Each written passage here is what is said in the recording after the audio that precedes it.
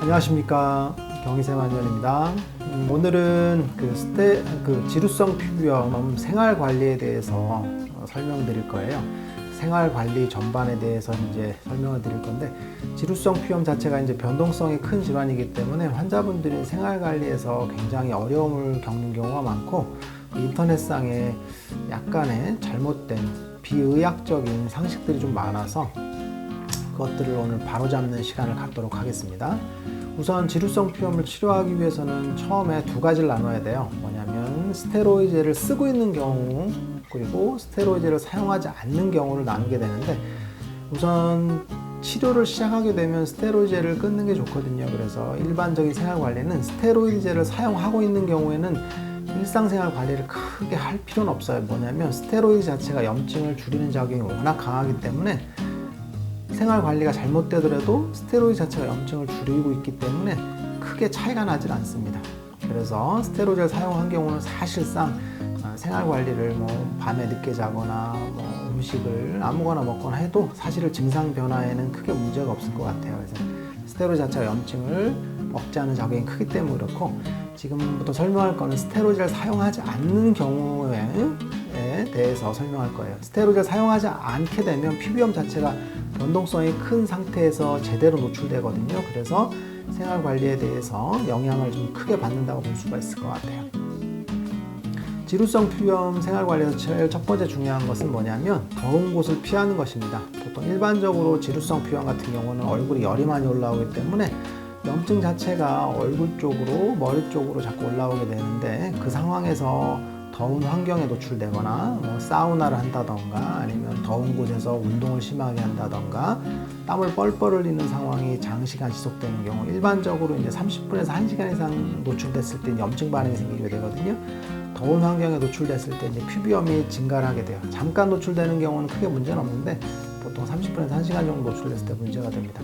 여름 같은 경우는 이제 더운 실외에서 등산을 한다던가 사이클을 탄다던가 아니면 러닝을 한다던가 하는 것들에 노출이 되면 피부염이 갑자기 확 심해지는 경우가 많아요. 이제 지루성 피부염은 습진이기 때문에 해면화 과정을 거치게 되거든요. 약화될 때. 그래서 갑자기 운동하고 나서 얼굴이 퉁퉁 붓는다던가 피부에 툭툭툭 두드러기 같이 돋아나는 경우들도 많이 있어요. 그래서 환자분들이 깜짝 놀라시는데, 그런 경우는 이제 열에 의해서 피부염이 심해진 경우라고 볼 수 있고, 반대로 겨울 같은 경우에도 열에 의해서 심해지는 경우가 많아요. 뭐냐면 히터바람을 직접적으로 쏘이는 경우에 피부 자체의 열이 갑자기 증가를 해요. 그래서 마치 이제 추운 곳에 있다가 더운 곳에 가게 되면 열이 훅 올라오는 것처럼 히터바람을 많이 쐬게 되면 문제가 되는 경우가 많아요. 또 하나는 이제 전기장판 같은 경우, 겨울 같은 경우 춥잖아요. 그러면 전기장판을 켜게 되는데, 전기장판을 켜는 경우가 문제가 되는 게 뭐냐면, 우리는 이제 수면 중에 체온이 떨어지게 돼 있어요. 보통 저녁 9시부터 12시 정도부터 체온이 떨어지기 시작해서 새벽 한 6시까지 체온이 떨어지게 되는데, 전기장판을 켜게 되면 체온이 하강하는 것을 막게 돼요. 그래서 지속적으로 열이 계속 올라오는 거죠. 쉽게 얘기하면 피부 자체가 열을 받는 거죠. 체온이 떨어진 상태에서 유지가 돼야 되는데 그게 이제 피부에서는 휴식이 되거든요. 그게 아니라 전기장판을 켜게 되면 피부가 뜨거워지는 거죠. 그래서 수분이 날아가게 되는 그런 상태. 그래서 아침에 피부염이 더 심해져요 라고 하는 경우는 제일 먼저 전기장판의 사용 유무 혹은 너무 뜨겁게 자는지에 대한 유무를 파악하게 됩니다. 그리고 두 번째로는 이제 음식물 요인을 따질 수가 있어요. 음식물 요인은 첫 번째는 술이 제일 중요합니다. 음주를 하는 경우는 무조건 피부염이 악화되게 돼 있어요. 간혹 이제 음주를 해도 피부염이 악화되지 않는다고 하는 경우가 계시는데, 장기간 섭취했을 경우는 피부염을 무조건 악화시키게 돼 있어요. 그래서 음주가 피부염을 악화시키는 기전은 뭐냐면, 그 알코올이 대사되는 과정에서 이제 아세트알데하이드로 바뀌거든요.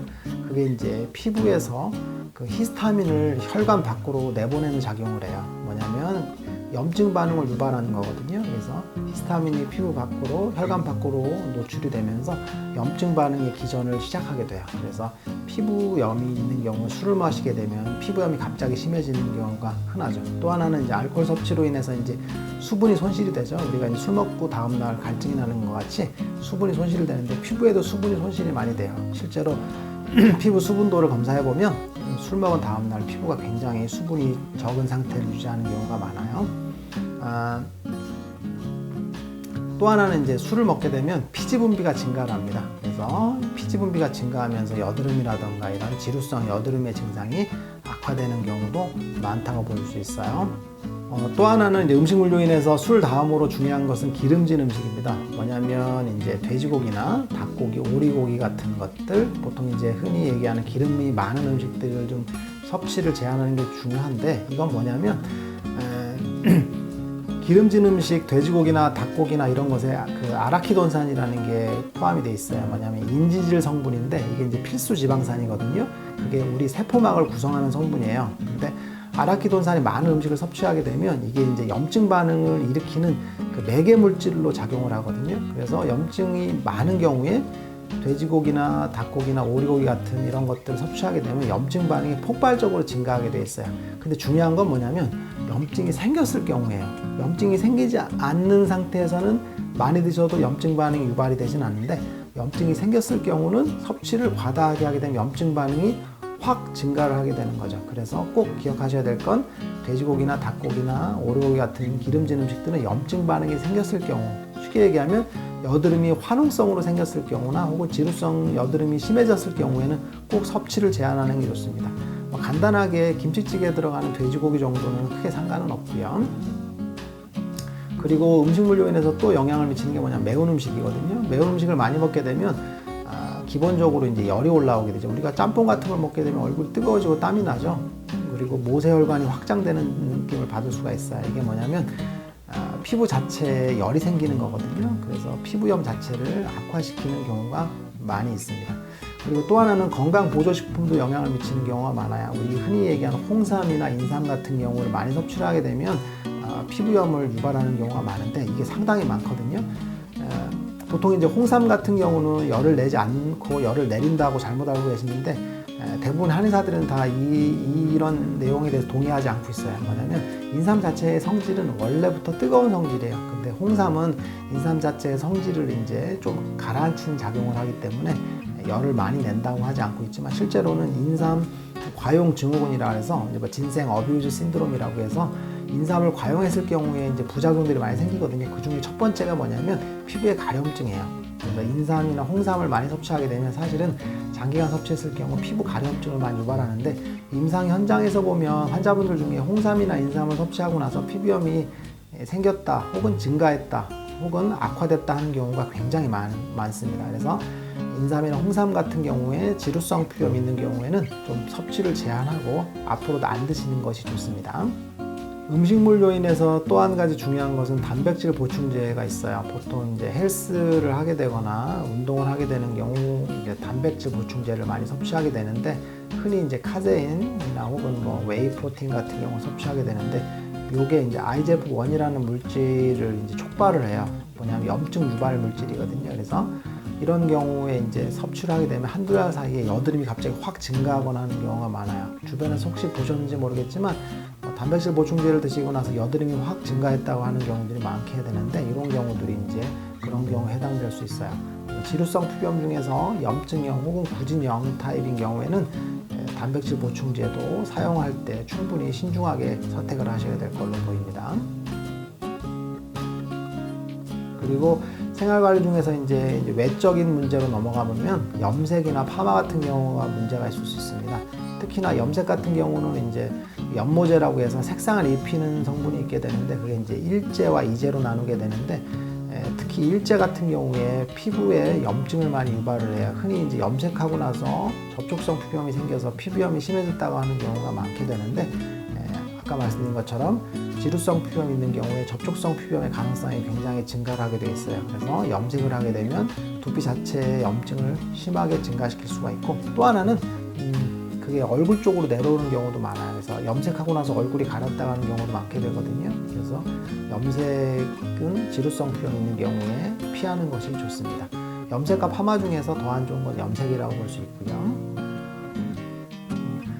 그 다음에 이제 그 레이저나 필링, 스크럽 같은 경우에도 피부염에 직접적인 영향을 미치게 됩니다. 특히 레이저 치료가 문제가 될 수가 있는데, 이제 지루성 피부염 오랫동안 지속이 되면 색소 침착이 생겨요. 그래서 보통 피부과에서 색소 침착을 없애기 위해서 레이저 치료를 받고 오는 경우가 많아요. 근데 레이저 자체는 원리 자체는 뭐냐면 운드 세라피라고 해서 피부염 자체에 상처를 내게 돼요. 피부 깊숙하게 진피층 같이. 그러면 상처를 내면 재생을 하거든요. 재생을 해서 새로운 세포들이 만들어지면서 피부가 깨끗해지는 원리가 되는데, 문제는 뭐냐면 지루성 피부염은 습진성 질환에 속해 있어요.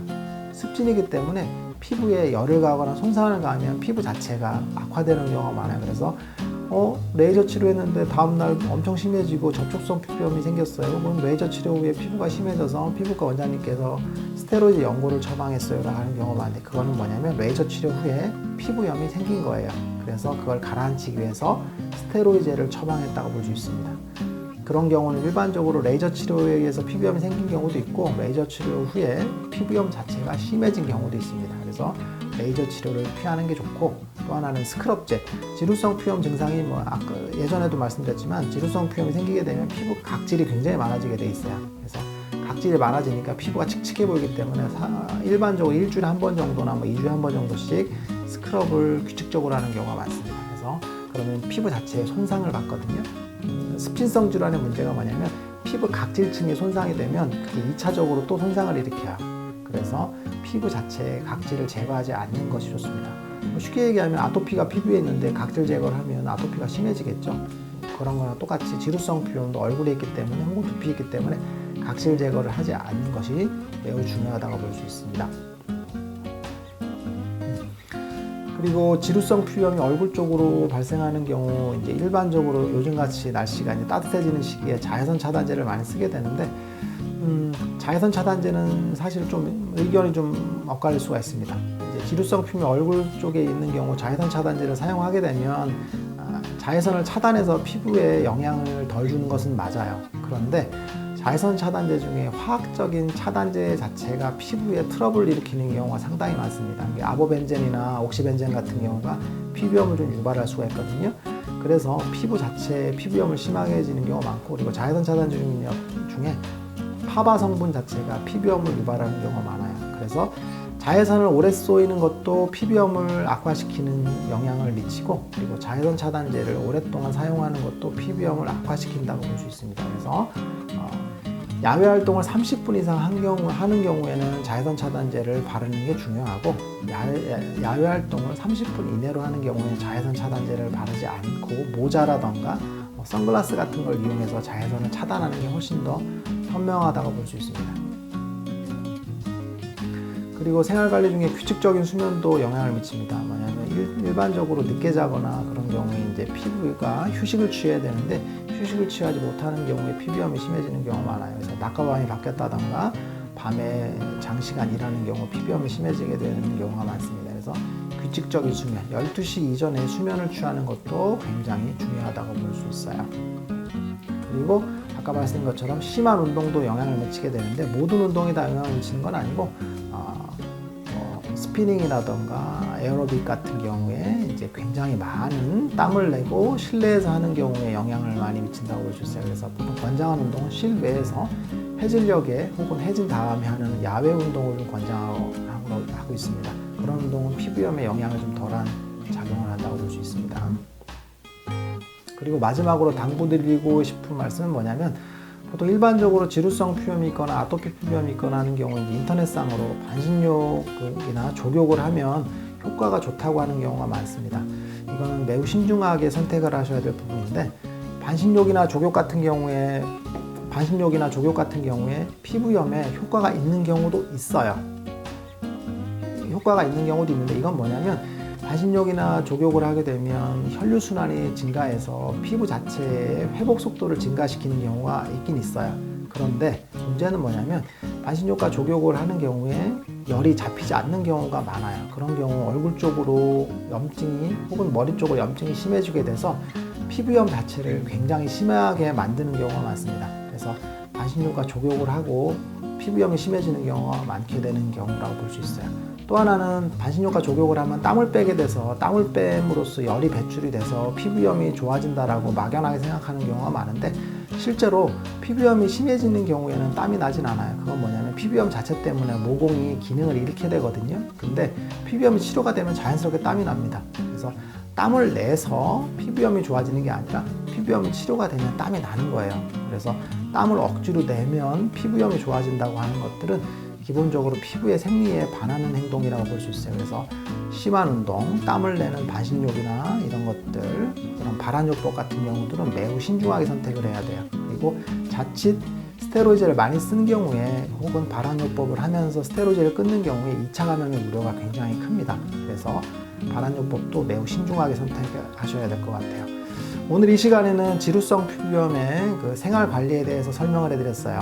일반적으로 이제 중요한 건 세 가지로 나눌 수가 있는데, 더운 환경을 좀 피하라는 게 중요합니다. 그래서 반신욕이라던가 땀을 흘리는 운동, 더운 곳에서 장시간 있는 것들, 이런 것들이 피부염을 악화시킨다고 볼 수 있고, 또 하나는 음식 요인이에요. 음식 요인은 술 같은 것들은 반드시 피하는 게 좋고, 그리고 매운 음식, 그리고 기름이 많은 음식, 그리고 대표적으로 이제 돼지고기나 오리고기 같은 것들, 아라키돈산이 많이 함유된 음식들을 좀 피하는 게 좋고, 세 번째는 피부 자체에 대한 문제인데, 이제 자외선 차단제의 사용을 좀 줄이고, 그리고 피부 자체에 로션을 너무 많이 바르는 것들, 그리고 스크럽 같은 것들, 이런 것들을 좀 안 하는 게 매우 중요하다고 볼 수 있습니다.